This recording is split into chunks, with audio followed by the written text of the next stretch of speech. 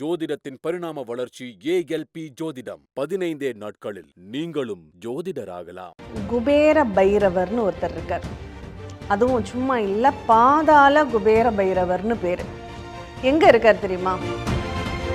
இந்த நேர்மறை சக்திகள் அப்படிங்கிறது அந்த வடக்கு அப்படின்னு சொல்லக்கூடிய அந்த குபேர திசை அப்படிங்கிறது நேர்மறையான ஒரு பாசிட்டிவான ஒரு எனர்ஜி அப்படின்னு சொல்லலாம். குபேர பைரவர்னுடைய எப்போ வேணாலும் போய், இது கோவில் தானே, எப்போ வேணாலும் போய் வழிபாடு பண்ணிட முடியுமா? அப்படியெல்லாம் பண்ண முடியாதுங்க. இந்த குபேர பைரவரை எப்போ வழிபட்டால் சிறப்பு தெரியுமா? நமக்கு வேலை வாய்ப்பு வேணுமா? ஞாயிற்றுக்கிழமை போகணும். விவசாயம் செழிப்பாக இருக்கணுமா? நமக்கு உணவு தட்டுப்பாடு வரக்கூடாது, உணவுத்துறை சார்ந்த தொழில்களில் நான் ஜெயிக்கணும் அப்படின்னா திங்கக்கிழமை ராகு காலத்துக்கு போங்க. இல்லை, நான் ஒரு பிரச்சனைக்குரிய ஒரு ஜாபில் இருக்கேன். அனைவருக்கும் வணக்கம். இந்த நாள் இனிய நாளாக அமைய வாழ்த்துக்கள். ஒரு முக்கியமான ஒரு பரிகார ஸ்தலத்தை பற்றி பார்க்க போகிறோங்க. என்னென்னா, நம்ம வாழ்க்கையில் நிறைய பொருளாதாரம் அப்படிங்கிறது நமக்கு தேவையான ஒரு விஷயமா இருக்குது. குபேர சம்பத்து அப்படின்னு சொன்னாவே எல்லாருக்கும் ஒரு சந்தோஷப்படக்கூடிய ஒரு வார்த்தை. அது பணக்காரன் ஆகணும் அப்படிங்கிறத விட குபேரன் ஆகணும் அப்படிங்கிறது எல்லாருடைய கனவுன்னு கூட சொல்லலாம். அந்த மாதிரி நம்ம வாழ்க்கையிலையும் பொருளாதாரத்தில் மேன்மைகள் ஏற்படணும். இன்னும் சொல்லப்போனால் முக்கியமாக நம்ம வீட்டில் இந்த குபேர திசைன்னு ஒன்று உண்டு.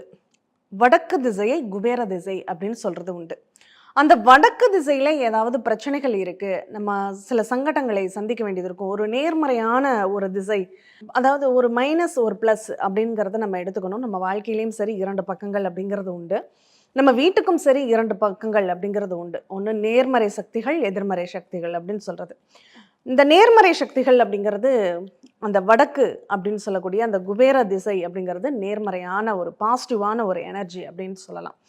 அந்த வீட்டில் அந்த பாசிட்டிவான ஒரு எனர்ஜி அப்படிங்கிறது நமக்கு தேவைப்படக்கூடிய ஒரு விஷயம்.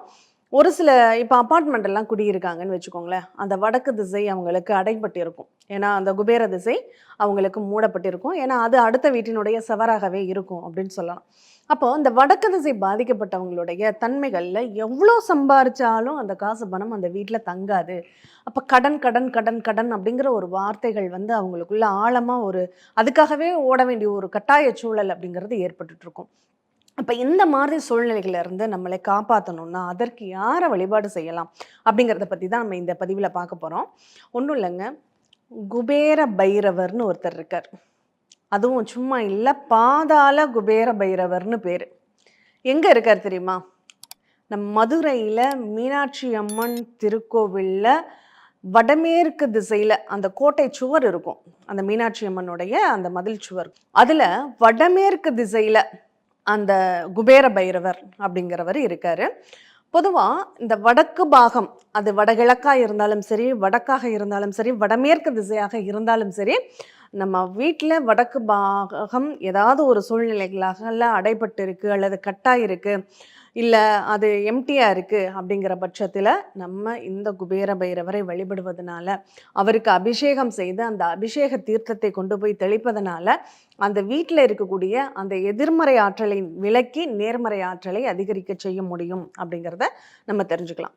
சரி, இந்த குபேர பைரவர்னுடைய எப்போ வேணாலும் போய், இது கோவில் தானே, எப்போ வேணாலும் போய் வழிபாடு பண்ணிட முடியுமா? அப்படியெல்லாம் பண்ண முடியாதுங்க. இந்த குபேர பைரவரை எப்போ வழிபட்டால் சிறப்பு தெரியுமா? ஒவ்வொரு நாள் வரக்கூடிய ராகு காலத்தில் வழிபட்டால் சிறப்பு அப்படின்னு சொல்லியிருக்காங்க. ஆச்சரியமாக இருக்கு இல்லையா? ஒரே 1 மணி நேரம் தான் அந்த கோயில் திறந்திருக்கும். ஒவ்வொரு நாளும் ராகு காலத்தில் அபிஷேகம் நடக்கும். அந்த நேரத்தில் தான் நீங்கள் போய் வழிபாடு பண்ண முடியும். அதுலேயும் குறிப்பாக ஞாயிற்றுக்கிழமை ராகு காலம் அப்படிங்கிறது ரொம்ப விசேஷமாக கருதப்படுது. அந்த ஞாயிற்றுக்கிழமை ராகு காலத்தில் போய் வழிபடுவதனால நம்ம வாழ்க்கையில் தொழில் மேன்மைகள் அப்படிங்கிறது ஏற்படும். ஏன்னா ஞாயிற்றுக்கிழமைனாவே உத்தியோகம் அப்படின்னு சொல்லியிருக்காங்க. ஒவ்வொரு நாளில் என்ன செயல்கள் செய்தால் நமக்கு நல்லா இருக்கும் அப்படிங்கிறத ஒரு பாடல் வரிகளாகவே நமக்கு கொடுத்துருக்காங்க. பருதி உத்தியோகம், மதி விதை விதைக்க, குஜன் போர் செய்ய, புதன் வித்தை வியாபாரம், குரு விவாகம் செய்ய, வெள்ளி மயிர்களிக்க, சனி நீராடி தெய்வம் தொழ, உற்றதோர் நல்ல நாள் என்று அறிவோர் ஜெகத்தீரே அப்படின்னு சொல்லியிருக்காங்க. அப்போது இந்த செயல்கள், நமக்கு வேலை வாய்ப்பு வேணுமா? ஞாயிற்றுக்கிழமை போகணும்.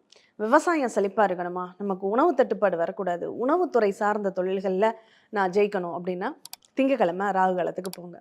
இல்லை, நான் ஒரு பிரச்சனைக்குரிய ஒரு ஜாபில் இருக்கேன், அட்வொகேட்டாக இருக்கேன், போலீஸாக இருக்கேன், இல்ல பிரச்சனைகளை கையாளக்கூடிய ஒரு ப்ரெஷரான ஒர்க்ல இருக்கேன் அப்படின்னா, நீங்க செவ்வாய்க்கிழமை ராகு காலத்துக்கு போங்க.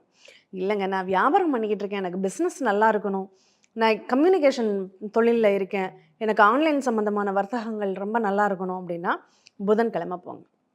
இல்ல எனக்கு கல்யாணத்தில தடைகள் இருக்கு, தாமதங்கள் இருக்கு, திருமணம் இன்னும் கூடி வரல அப்படிங்கிறவங்க, வியாழக்கிழமை ராகு காலத்துக்கு போங்க. இல்லங்க எனக்கு பெண்களால பிரச்சனைகள் இருந்துகிட்டே இருக்கு. சுத்தமாவே என்னால வச்சுக்க முடியல. வீட்ட வந்து நீட்டாவே வச்சுக்க முடியல. என்ன சுத்தி ஒரே கசகசகசன்னு ஒரு மாரியா டிஸ்டர்பன்ஸ் இருந்துகிட்டே இருக்குங்கிறவங்க வெள்ளிக்கிழமை போங்க.